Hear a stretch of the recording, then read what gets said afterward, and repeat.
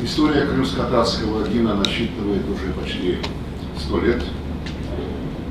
Слова этого произведения были написаны видным крымско-татарским общественным деятелем, лидером крымско-татарского народа, первым муфтием Крыма Нуманом Челеби-Джиханом в Киеве 11 мая 2016 года. Вот мы записали этот оркестр, записали это произведение с оркестром радио и с хоровой капеллой Думка. Я думаю, что это действительно историческое событие.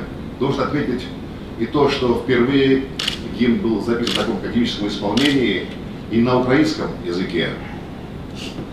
То есть теперь у украинцев есть возможность услышать наш национальный гимн. И в этом году будет собрание или вечер реквием, который состоится в Национальной опере, и состоится официальная премьера исполнения двух вариантов этого гимна. В самом начале прозвучит наш государственный гимн, гимн Украины, затем гимн крымско-татарского народа, и в конце вечера под занавес мы хотели бы исполнить, совместить два начала: крымско-татарская музыка с украинским словом.